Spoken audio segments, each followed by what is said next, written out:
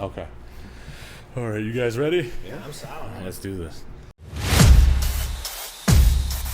Welcome back, everybody, to another episode of Jab Journals. I'm your host, Dan Smith. I'm here at Maverick Muay Thai in Ann Arbor, Michigan. I'm here with owner/coach of the gym, Bryan Glidden, and another fighter, D'Air. Guys are training for a fight at Masonic Temple August 9th for Mitten Muay Thai. It's the third event by Mitten Muay Thai? The third show in Michigan so far. Very cool. How's training camp going for you guys? Training camp's been going good for me, man. I feel more confident and fresh and ready to go, man. I've been doing this for a long time, and I honestly feel like this has been the best camp I've ever had, and I feel really confident. Yeah. And D'Air, this is your first fight, so how are you feeling going to the fight next week? First fight, first training camp, first time going through this whole experience. I feel pretty good about it. It's not my first time in athletics at all, right. So I definitely am familiar with like training, but not to this degree or something so specific. So I mean, I feel pretty good about it. I feel like I got some really good guidance, and I feel prepared for what I'm getting ready to do. Yeah, so I mean, you know, Bryan, obviously you've been doing this for a very long time now. You're kind of transitioned into the coaching side of things. How do you feel about D'Air and how he's coming up, and do you think he's ready for this next fight? I mean, to put it plain and simple, I'm proud as hell. Like you said, he's only been doing it for a little while with us, and when he came in, he was pretty new to Muay Thai. He knew how to throw a punch and like he could swing his hips a little bit, but getting down to like actual Thai boxing techniques and having that composure, he's really kind of stepped his game up. One, because of everybody here at the gym, but two, his own intensity, his own work. Yeah.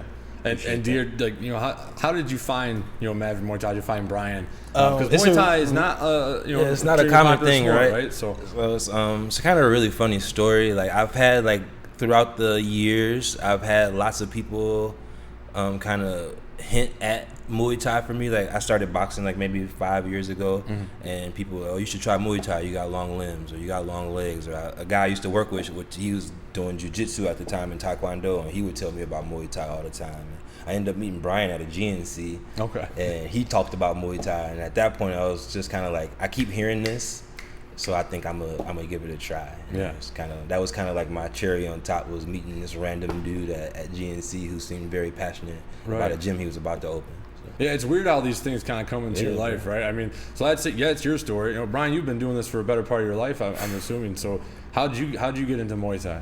I mean, when I was little, I got into, Van Damme, kickboxer, all those things, whatever. And that's really where I first heard of it.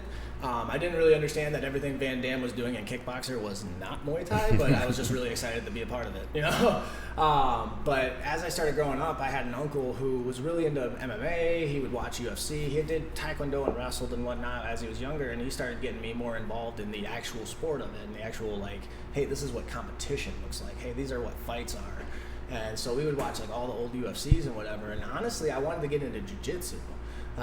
He had taken me to a jiu-jitsu class at Warrior Way out in Walled Lake, probably 2003. And he's a black belt now, but there was a guy there, he was a blue belt back then. And he just showed me mount, guard, this, that, the other thing, and I was hooked. I was like, man, this is awesome. I can't wait to do this again. My uncle's like, hey man, go join the wrestling team. And I started joining the wrestling team, getting really into combat sports, and then I met a guy who did Muay Thai, and he would teach at a gym nearby. So I would literally cut classes or wrestling practices to go do Muay Thai with this guy, because he was only there 1 or 2 days a week. My coach obviously wasn't happy about that, but I would do it. And I don't regret it, but it was one of those things where he would kind of explain what Muay Thai is to me. He didn't really, I wouldn't say he was the best in the world or anything, but he was a guy that got me to understand where Muay Thai comes from. He got me to understand that there's more to it than just punches and kicks and yada, yada, yada. And I've been hooked since then, man. So I was probably 14 or 15 back then. Right. And yeah, I went into the Army I signed up for the Army at 17. And in my mind, it was this is what I'm going to do, yada, yada, yada, yada. I'm going to be a soldier, be a fighter, yada, yada, yada. Man, I didn't end up doing any of that shit. I did some combatives while I was in, but there wasn't really a lot of actual martial arts practice. There was a lot of work that needed to be done, but there wasn't a lot of martial arts practice. And when I got out of the Army, I came back and I hooked up with my coach, Métis, and I started training at Warrior Way again, because I was like, that's the best I've ever seen. So, when I got out of the Army in 2011. I signed up there, I think it was like 2012. So I took like a year of just being a dumb drunk and partying and doing whatever. And I went up to Warrior Way and I got set up, and I've literally, I don't know if I can say I've missed more than a week or two at a time, usually of training, where it's like, you know, this is always a part of my life now. This is what I do. Like, it's part of who I am. So, you know, like, you know, when we talked the year before off camera, you were a collegiate athlete. You said you swam in college. Swimming and track, yep. And like, you know, combat sports is very niche as it is from other sports. 100%. And then like you guys found one of the nichiest parts of that niche. You know, how does it feel to kind of be in a sport that might not get the recognition of MMA or boxing? You know, but now it's starting, at least in Michigan, it's starting to come on the rise and get more popularity. I feel privileged is what I'll say to be a part of something that's starting to take off. It gives me pride when I tell people that I'm a Muay Thai fighter, and if they don't know what it is, I explain it to them, and then they're like, oh shit, that's cool. And if they do know what it is, it's an automatic line of respect that kind of comes with it. And to me, that feels very rewarding, because this is something that kind of found me, and now that it has helped me figure out who I am, I feel like I can kind of share that with other people, as far as like spreading the message, the journey, or like what we like to call like Muay Thai magic, which is like the more work you put into it, the more you'll get out of it. And I think that's something that I feel proud to share. Muay Thai magic, I like that. That's a good little spin on it, man. I'll say that all the time. Like, obviously it's not something that everybody can just see, but it's there. And like, even with D'Air, man, like, I ain't gonna try and get too personal, but when he first started coming in, man, he was angry. Like, we would spar, and like, you could tell he would take it like a little personal or whatever. And like, one of the things over this whole camp, he's like, man, it's like, I don't feel angry. It's like, I don't have that. Like, I've let go of a lot of that, and I just feel good. It's like, I've never really felt that way. And I was like, man, again, there's that magic. Like, I see, I even get goosebumps thinking about it, man. Right. Like, it's something that it's really intangible. There's obviously an explanation for it, but it is a thing that you can't really just get. It's not something that just shows up. But the more you put in, and the more that you work on yourself, honestly, which it's profound, I know. Work on yourself and you get better at things. Wow. Yeah. But it's actually taking the time to do that. And a lot of this is self-care, man. Like, self-defense. Like, it's self-preservation. How do you take care of yourself in the most violent of situations? And like, you know, you had mentioned that D'Air, when you first came in, you were angry, and you even said that off camera a little bit, that, you know, do you feel like, you know, like you said, coming from, you know, your collegiate athletics, you know what I mean, fighting is different, and it helps you kind of control your anger. Do you feel like that's helped you? Oh, 1,000%. I would say there's lots of like life things and stuff that contributed to my anger before, and I'm a very strong advocate for therapy and things like that. And even I would say this is a whole nother level of therapy than like going to see my therapist and talking to her about certain things or getting new perspective on things. It's just a different type of challenge as far as connecting your mental, physical, spirit, all of those things. And then, like I said, for me, it was really figuring out like who I am. As far as like, I've been through a lot of things in my life where it's like I didn't really understand why I was going through those things, and I feel like now I do, because it prepared me to do what I'm doing today. Right. So, you know, kind of compare your training for, you know, like track and field and swimming to now fighting. Right. You know, it's still athletic, but there's differences, right? You know, how would you compare the two? I would say it's different in the fact, like, I'm different. Not so much the training is different, because at the time when I was running track or playing basketball or swimmer, I didn't know how to train for my sport. Right. So I was just doing shit. You know, I'll run, I'll swim, I'll play basketball all day or whatever it is. I was just doing the thing that I thought I was trying to become better at. Versus being here, being with Bryan, becoming completely obsessed with Muay Thai and wanting to learn, like, how can I get good at everything, not just fighting. Right. So it's like learning to strengthen your hips or loosen your hips up so you can kick better, or learning to do certain workouts that help you with balance or, you know, stability, that sort of stuff. So I think, to answer your question, it's more so the knowledge that I have now of how to train that is the difference, and not so much like the effort that goes into training. Right. Because training is training. Like, you got to work hard to get good at whatever you want to get at, period. But it's how you go about doing that, I think, makes the biggest difference. Yeah. And Bryan, you've been around it for a long time, so I'm sure you've seen different training methods and different things to do. What's kind of the main things you hit here at Maverick Muay Thai? So the main thing is that like we don't really preach technique in a lot of ways, where it's not like you have to throw your jab like this, you have to throw your cross like that, you have to kick this way, but it is a lot of practice with problem solving. It is figuring out, okay, if I throw my jab and somebody blocks it, why did that happen, and how do I figure it out from there? Because the perfect jab, if you technically throw the same jab every time, it's going to be pretty easy to block. Right. So you're going to have to come up with some variations of that same technique that doesn't look perfect. And usually that's how you end up getting the advantage on somebody. That's why you see beautiful styles from like Floyd Mayweather or freaking Roy Jones or something like, oh, tell somebody not to box like Roy Jones. Why? How are you going to practice being like Roy Jones if you don't practice being like Roy Jones? Like, it's a higher risk, but if you're willing to take that risk, why not do it? Yeah. If you're willing to develop that skill. And so it's the same thing here, where I don't really control what people are working on. I do offer advice, but I don't tell them, hey, no, you need to spend an hour doing this move so that way you're better at this. But if there's something I see where it's like, hey, man, you keep getting caught with this, try this. Yeah. And then I know you're a martial artist, you box, you did all the stuff, and I know he is, and I know me. I know that if I get a tip like that from my coach, I'm taking it and running. Yeah. I'm taking it and running. I'm going to figure it out, and I'm going to test. That's all I'm going to think about and practice for a long time until I get it to where I feel like I'm happy with it. Yeah. And it's the same thing with any little tip. So if I constantly am throwing 10 things at you and you can't take time to work on one, what the fuck are you doing? You ain't getting shit done. You have a lot of things to work on with nothing getting done. Yeah. So I have to get people to start working. And that's my main thing, is I don't care about talking. I don't care about telling you anything. I need to get you start working. Once we already start working, same thing you guys were talking about doing your podcast. Like, you're starting to figure it out a little bit more. You're getting your groove, but you had to start going. Right. Now you're running into things that you can refine and those variations that you can make better for your situation. And that's what I want people to have, is that quick decision making without looking at like, what should I do? Oh, I know what to do. Even if it's wrong, I know I can handle it after that. And I can handle it after that. And the next thing, it's not this punch doesn't matter. What's the next one? What's the next one? After I throw that one, what's the next one? I'm not worried about how good that one was. I'm on to the next one. Right.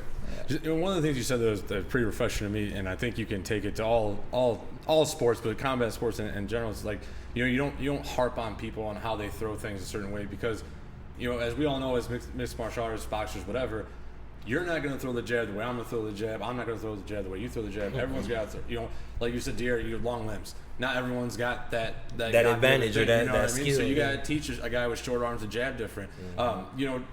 Like, how do you go from being a fighter to a trainer and seeing those things? I think that's a very unique skill. So I think that because I started a little bit later in life, like as far as being like actually committed to this, I think it's because I started a little bit later in life. And like we talked about some of the stuff too, where I wasn't really like out doing a lot of stuff when I was younger. So I really learned how to observe. Yeah. And I've really learned how to observe things. I've seen things that are habitual. I've seen things that are just kind of consistent throughout people, whatever. So I watch for those things and I kind of just try to replicate what I feel like they should or shouldn't know. And it's the same thing now as a fighter. This is something that I've said about coaching, is as soon as I started coaching, my coach had me start helping him coach. And there are a million times where somebody asks me a question that I may not be sure about, or my coach has answered, and I have to help him figure it out. And as soon as I say it, I'm like, holy shit, that's right. Oh my God, I just figured it out. My coach has been telling me that for years, and I just figured it. Oh my God. But I wouldn't have learned it if I didn't have to tell him how to do something stupid. Like, it's like, and it's not stupid. It's just that taking that time to coach. And this is kind of the other side of it, is like with Muay Thai, it's a very steeped in tradition. And a lot of it is like, I give it to you, you better give it to somebody else. Yeah. I was going to say that. I think like obviously I don't have his perspective on it, but like even in the 2 years that I've been here, going from not knowing anything to now newer people come in and see me and they're like, dang, how long you been training? And now that natural thing, I think what applies to anything is like the best way to know if you know something is if you can teach it to somebody else. Yeah. And you start to naturally fall into that position of like, I obviously know how to do it. Now I'm willing to share that with other people who also want to know how to do it. And it's a natural transition. It's like, I find like, I don't feel like I know shit, but other people who watch me here sometimes are asking, well, how you doing this or how you setting that up? And it's like, well, I mean, I do know how to do that, so why would I not share that knowledge. Exactly. You know what I mean? Like, and Yeah, it's all about passing the torch. Yeah, Right? You know, the 100%. gym only grows if you continue to feed the fighters the knowledge. Right? exactly, man. So- And that was kind of the thing when I started the gym is like, man, I could be the best in the world, you know, hypothetically. Like, I don't think I am, other than the fact that I am. But no, I could think that I'm the best fighter in the world, and I could actually be the best fighter in the world. But it does me no good if nobody can help me. Yeah. Like, how much better can I be if I have 100 of me who are just as good? Well, I can't get there unless I help other people get to the point that they can play the game on the same level that I can. So I got to start coming up with some new shit. Because if they can figure out all my game, what's left? Right. Something new. Now, D'Air, when you first walked in here a little over 2 years ago, did you ever think you'd be in this position to be fighting? I knew it was always a chance, is what I would say. I started going to like MMA smokers and watching. I've been kind of involved in the fight world for a few years, but in the last 2 years is when I decided I wanted to be a fighter. Right. Yeah, you watch more fights than I do, man. Yeah. I'm completely obsessed with combat sports in general. Like I Okay, watch everything pretty much, like wrestling tournaments, boxing, jiu-jitsu. Oh, really? Like if it's on and I can watch it, I'll probably tune in for a bit. Yeah. So coming in here, I knew that if I felt like I was ready, I would probably want to fight. Yeah. And I was literally just told him that today, like I have that feeling now where like, I knew I wasn't gonna fight unless I was like, are you ready? Right. And I feel ready. Yeah. So like 3 months ago when we started fight camp, like it wasn't really a doubt in my mind if I could. It was just like going forward with the choice. Like Right. all that stuff you was kind of debating over the last whatever is here now. So what you want to do with it? And it's a strange feeling, right? Because you walk in to a gym the first time, you don't even know how to hit a bag. Yeah. And now 2 years later, you're going to fight on one of the biggest shows in Michigan history. Yeah. You know what I mean? How do you feel to be kind of, both of you guys are going to be a part of history Saturday night? Oh, it's blessed. It's a blessing, bro. Yeah. It's a blessing. Like I grew up in Detroit, so to get to fight at home for my very first fight, I'm doing interviews. This is the second time I've been interviewed, and like I'm an amateur fighter. It's one like of the coolest experiences. It's one of the coolest experiences of my life, and I really feel like I'm blessed to be in this position. So that's all I can really say is everything is kind of seemingly lining up like it's supposed to ever since I made this choice. Yeah, and I think I speaking from all the guys here at Jab Journals, like, we really appreciate you guys giving us your time and being able to do this. Man, And- like I and- said, we appreciate you guys putting info out. I literally about left work fighters, early man. today because I wanted to be here. Oh, shit. so, that's yeah, that's so the it was first like I'm hearing that. it was Thank you. that I serious to appreciate me that. though. Yeah, for I real. really appreciate that, Yeah, man. man. And Bryan, you've been around the sport for a long time, kind of seen it, like you said, like in the dungeons where like it was kind of hush hush, don't talk about the Muay Thai fight, but we're gonna fight each other. You know what I mean? Yeah. And now to see it on such a big stage, you said this promotion, Mitten Muay Thai, has done more for a Muay Thai event than you've ever seen in your career, right?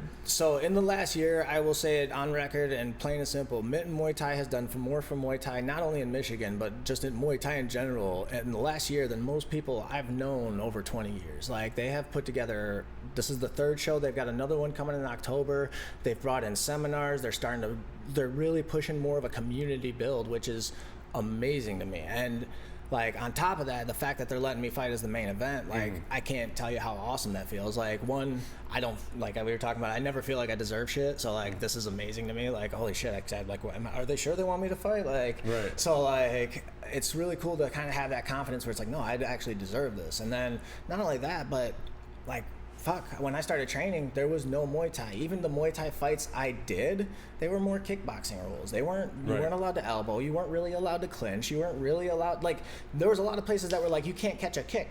It's like, get the fuck out. I thought you said we were doing Muay Thai. I'm like, what the? So it's like, what the hell? And to be able to have a place, not only at home, but one of the better promotions I've ever worked with, representing us is amazing because like, hell, I didn't know when I was gonna fight. Like, it was, hey, there's a fight in Indiana in 2 weeks. Do you want to take it? Well, shit, man. I just had a vacation with my family and did this because I didn't know we were gonna fight. Okay, yeah, I guess I'll do it. Like, I don't want to miss that opportunity. But you're not ready. You got to train hard as fuck. But dude, you ain't ready. You haven't been training like that because you don't know when the fights are coming. And it's like, oh, just stay ready. If you're, there's no fights. There's no pro. There's no nothing. But now there is. And like, I've lost. Fuck, I was getting depressed for a while, but I was up to like 200 pounds, man, before their second show.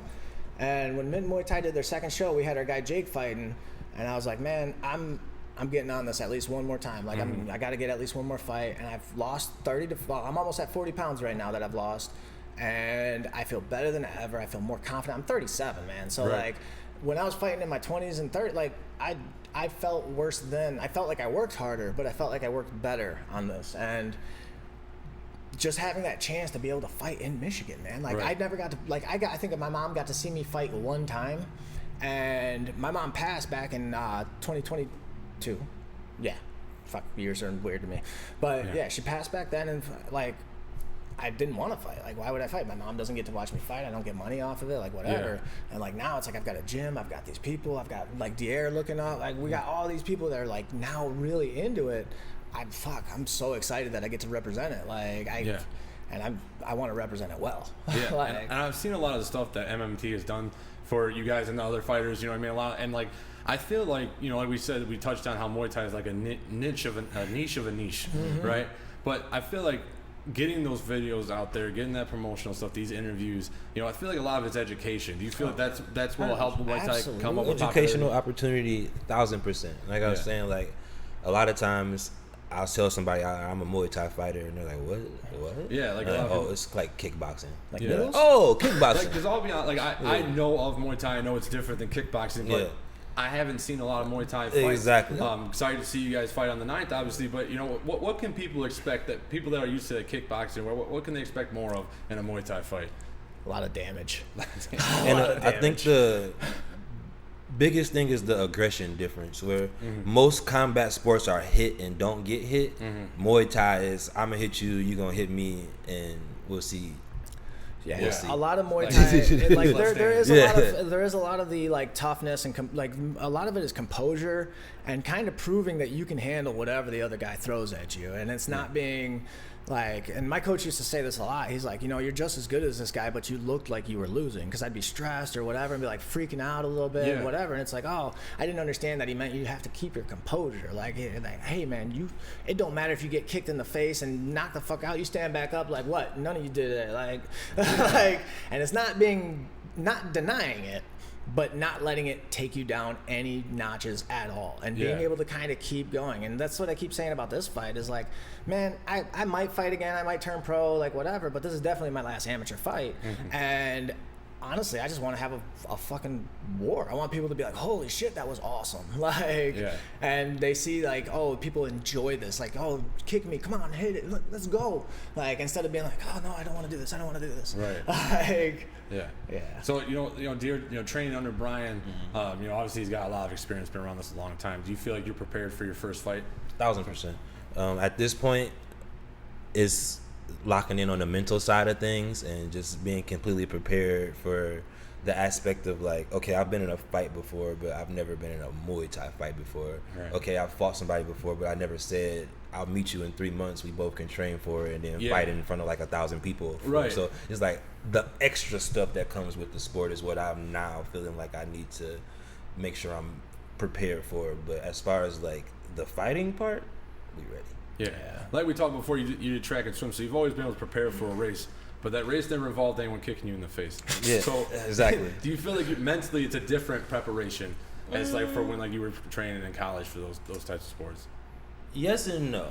Yes, in the fact, like you said, accepting the reality of what's about to happen is different, but it's still like, all right, in track, my main thing was 4x1s. Like, I can't fuck up and drop the baton. Right. I got to come out the blocks the right way. There are still things that have to happen and they can go wrong and can still ruin the situation. So it may not be as detrimental as like physically being hit in the face, but in my opinion, like that more so makes me like more focused on not fucking up. Yeah. Yeah. Dropping a baton, not that big a deal. I get the race again. This dude hits me in the face really hard, I might go to sleep. Right. So it's like it's more incentive to make sure you're doing things the right way. Yep. And I think that's the biggest difference. So like we said before, like the training is similar because you're training for a sport, you're training for a sport, Right. but it's like accepting the reality of your sport and knowing the consequences that could come from your mistakes. Yeah, I like the way you're putting that though. Like you said, like you're training to last the longest, be in the best shape that's possible, and being in better shape than your opponent. But in reality, you're gonna get hurt. Like You're gonna get hit. It's probably a guarantee. You're not gonna be feeling the same when you walk into the Something's ring. gonna hurt a little bit when you Yeah. get done, and that's just accepting that. And then like one of our teammates, who he doesn't get to train with us as often, but when I first started coming here, he was here a lot, and one of the first things that he told me after sparring was like, because I was still boxing, which is boxing, get in, get out, get in, get out, and he just like came and grabbed me by the gloves and looked me in the eyes, and he told me, embrace the violence. Yeah. Because you're doing something different now. Right. That's an intense way to look at it, but it's the right way. But you have to. Yeah. So, you have to. So this is something with Muay Thai that I talk to a lot of people about here is, there's self-defense and then there's Muay Thai. And when it comes to self-defense, get the fuck out. Run away. Don't fight. Like, if you have to hit somebody to get away, then fine. That's not fighting, though. Right. And when it comes to Muay Thai, it is not necessarily about self-preservation as much as it is preservation of something you care about. And to me, at least, some people might disagree, some people whatever, but to me, and it's always been like, hey, a fight is one thing, but maybe I got a kid behind me. Yeah. And if I go that way and I run away, well, now I've got something different. So now I've got a little bit more intent, and I don't care so much about myself. And now there's a different strategy that comes into play, and how much can I handle before I have to give way, if I have to give way. And there's a lot of things that I've personally just, like my philosophy behind self-defense and combat and stuff, like I said, if some dude starts talking shit to you, run. I don't give a fuck. Like, get the fuck out of there. There's no reason. He might have a knife. He might have whatever. Like, there's no reason to get into a fight. But when it is hey, they are going to harm something that cannot protect itself. Right. There is a situation where now running would cause more harm. Now I have to really be able to stand my ground, buck the fuck up, and bite down on my mouth guard and be ready for war. Like, no matter what that entails. Yeah. Like, if I die today, I die today. Like, but I at least tried. Well, it's something that you touched on, dear. Like you said, knowing that in 3 months I'm fighting this dude. That guy has had the same opportunities to train. He's wearing the same size gloves as I am. He may have similar experience than I have. To the naked eye, everything's even. It's a weird thing to get your mind ready for. Different for everybody, and definitely different in other sports, right? Moving on to the fight next Saturday, dear. Do you know? With Muay Thai being so niche and not, there's not a lot of tape because a lot of guys probably haven't fought before. They've probably just been training in a gym like you have or whatever. Do you know anything about your opponent? Were you able to scout him out at all? Or? I know his name, his weight, and the gym he fights. And that's all. Mostly, yeah. That's pretty much it. Yeah. So I mean, how have you been? Is there any the situational training you guys have been doing, or anything like that, or just training to be the best fighter you can that night? So we talked about this before a little bit. D'Air held me corner one of our last fights, and he asked me about strategy, like a game plan and stuff. And I was like, well, when you get into the ring, you already have your game plan because we've worked on that for however long the camp has been or whatever. Like, that is your game plan. But as far as like telling him, hey, I want you to go do this specific thing, it kind of is that, well, that could work. But if he gets stuck on that one specific thing because I'm telling him to do it and it's not working, we're both being dumb. Yeah. So I need him to have full confidence in himself and me to know that I trust him enough to make the right decisions. If something happens, I'm going to be there to call it out and be like, hey, there's an opportunity that you may not see, but I'm not there to make decisions for him. Yeah. And that's something I've always had a philosophy of. Like, I'm not the one fighting. Right. Like, I have no idea what you're feeling. I know I can see stuff, but I don't know how afraid you are. I don't know how hurt you are. I don't know how tired you are. I don't know if you have to poop. Like, what? Yeah. So D'Air fighting in Detroit. I'm assuming you're gonna have a lot of friends and family there. Yeah. Like you said, your first fight. Wildest part of all of this now, bro. To be honest with you, like, I didn't think there were so many people that would be willing to support this. Right. You know what I'm saying? Especially like my immediate family, they love that I love to fight, but they don't necessarily love watching me fight or like the idea of like the violence that comes with fighting. So there's the support factor, but then I got like all these random like cousins that we pulling up. Right. The baby girl who braid my hair is like, how do I buy a ticket? Random people that I work with. I've had this conversation with customers just, at my job and making conversation. They're like, oh, you do what? Yeah. Can I buy a ticket to that? Yeah. Can I come see it? So it's like the support is overwhelming at this point. But yes. That's exciting for you though, man. And Bryan, like, I'm sure from someone that's been around it for so long, like, I'm sure you're excited for D'Air to get to show his skills out to all his friends, because when you started, I'm sure you didn't get that opportunity because you said you traveled to Indiana or down somewhere else to fight. And it was never like you got promoted either. Like, oh, hey, you just show up in like Indiana or whatever and you do a fight and come home. Like there's no like, hey, we're gonna teach you how to like promote. We're gonna do these things to make just it an even actual recording it so people can watch it afterwards. Yeah, That's so like and like not only that, but like him stepping up, being able to just do it is like it's amazing. Like yeah. Sorry, I forgot the question. On top of that as well, like there will also be people there to support Bryan tenfold in the fact that he's the main event. Yeah. So you know what I mean. So everybody who came to see me, we all stand for him.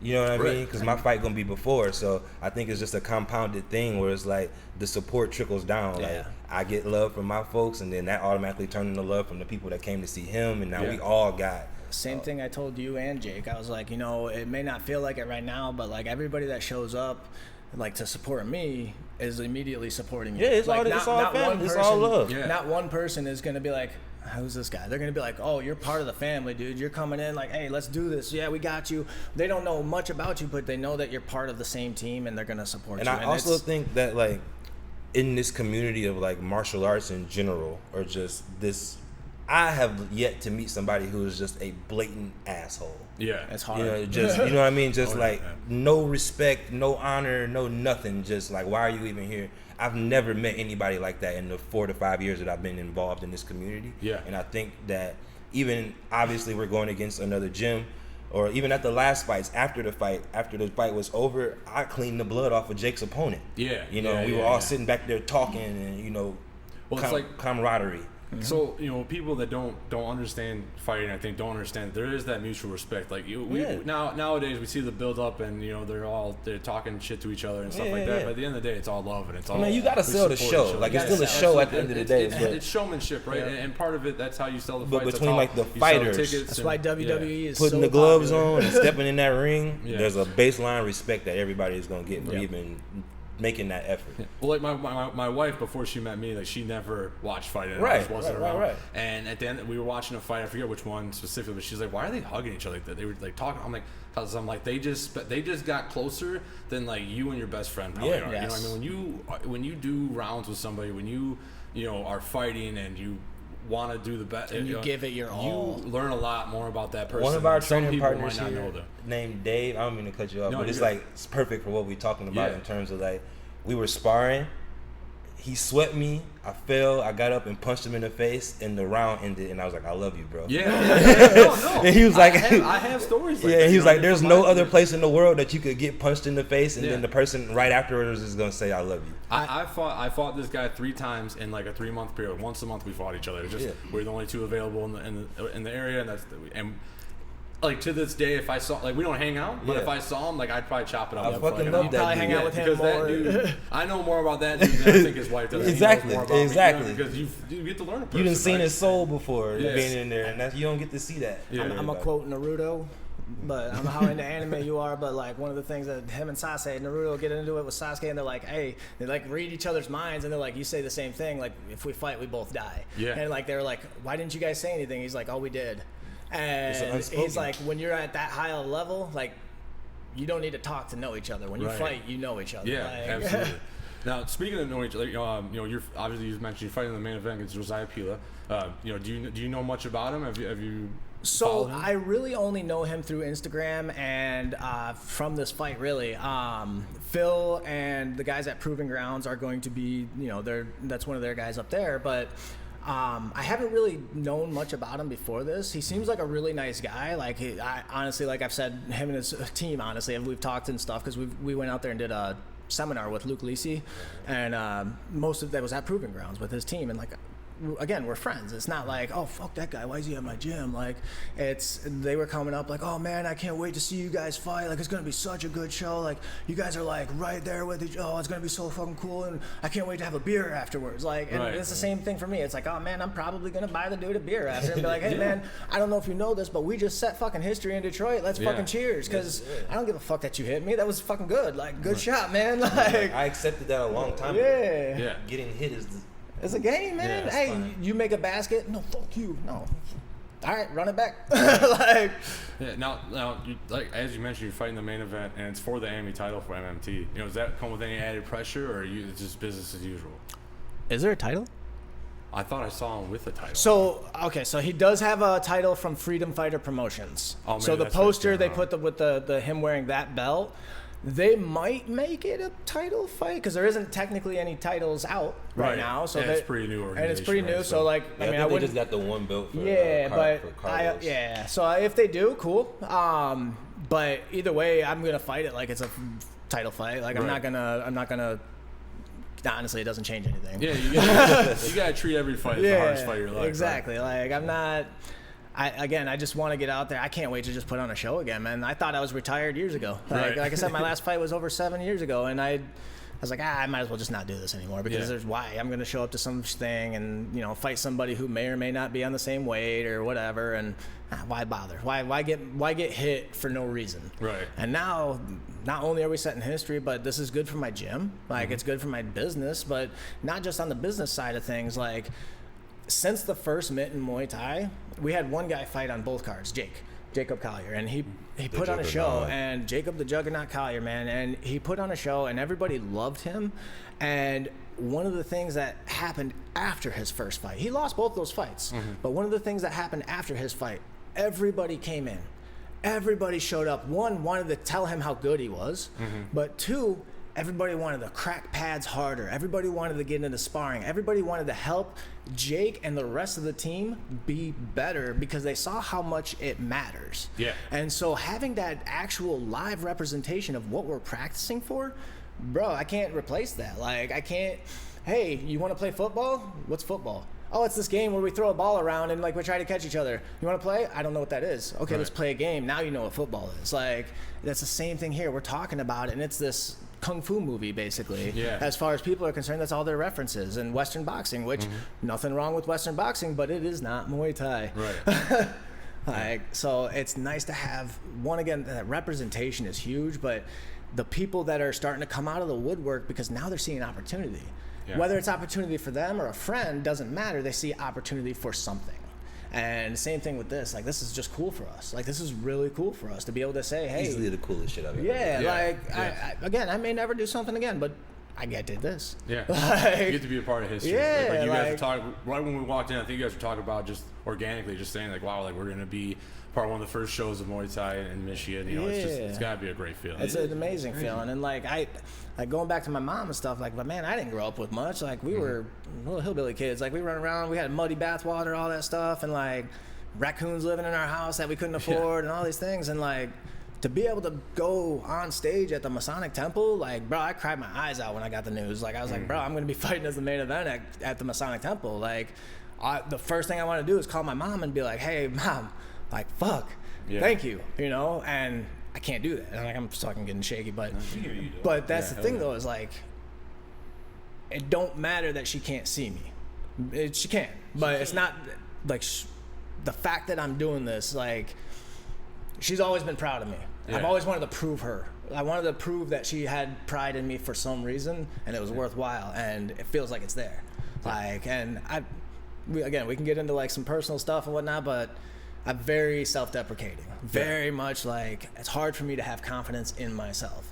And for me to not only feel recognition from other people, but from myself, this is a whole fucking new feeling, man. Like, I'm shaking just thinking about it, man. I think that's something that me and him identify very well. And even like the fact that we've gone through this fight camp together. Yeah, and weird, a lot man. of the things that led me to Muay Thai are things that he has experienced before. Yeah. Or just, you know, like the stuff, the emotional side of it as well. Yeah, and if you had a coach that might not have had those things, you might not have been, this is for somebody else. Yeah, like, it ain't for me. Yeah, I mean, I feel like we clicked the most on that side of things, which made everything else make that much more sense. And and everything happens for a reason. You walk in this gym for a reason. 1,000%. Bryan was here for a reason. You know, 1,000%. Like I said, I met this man at GNC.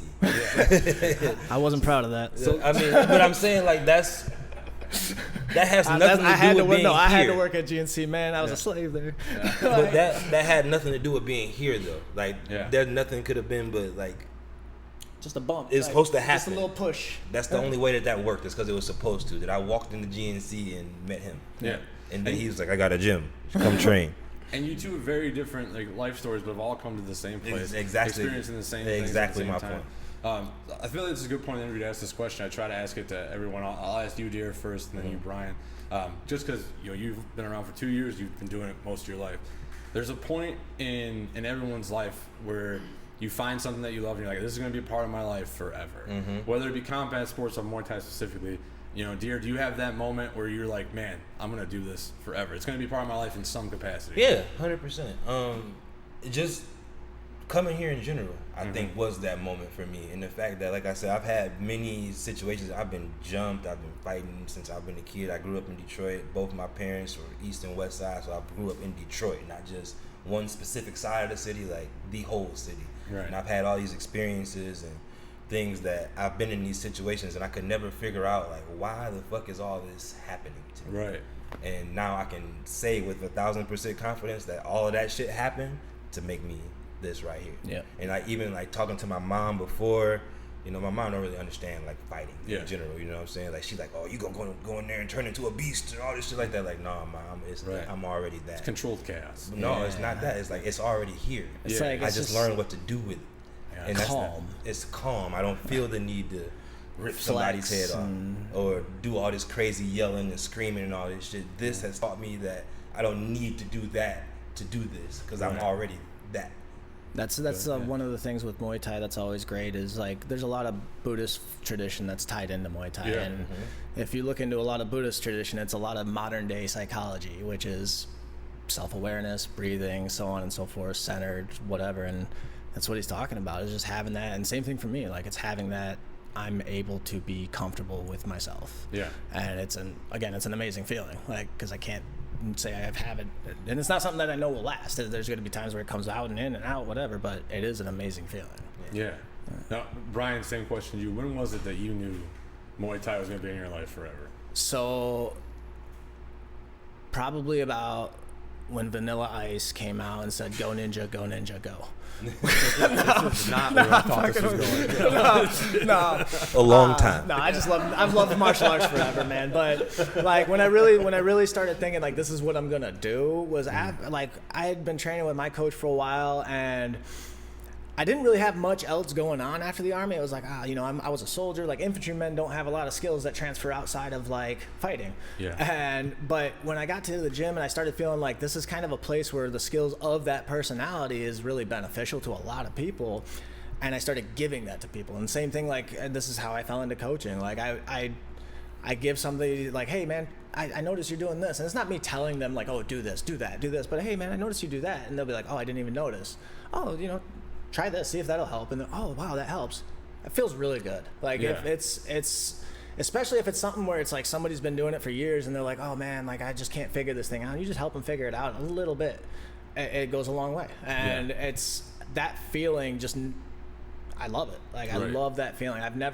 There's a guy, I'm gonna dime him out, Greg Sizemore. Yeah, so me and him were getting ready for one of his fights a while ago, and he there was like 2 days we were sparring, and like a couple days before the match, he's like, I kept catching him with something, and he was like, how the fuck you do that? How the fuck you do that? And like, it's like, oh, and I started showing him. He drilled it a little bit, and man, he knocked the dude out with the exact thing I showed him. Like, I think it was the first or second round, and I literally jumped out of the fucking chair, and I was like, I fucking taught him that. like, it blew my mind, dude. I was like, yeah, it's a good feeling. Yeah, like I was like, holy shit, am I magic? Magic and Muay Thai. Yeah, right? see? Muay Thai magic, bro, it's real. All right. Well, guys, like I said before, I appreciate your time, D'Air. I appreciate you calling off early for work. Yeah. Like I said before, guys, they'll be fighting Masonic Temple August 9th, right? Doors open at 5:15. Mitten Muay Thai 3. Look forward to more fights, and hopefully these guys will be on more cards. That does it for this episode of Jab Journals. We'll see you guys on the next one.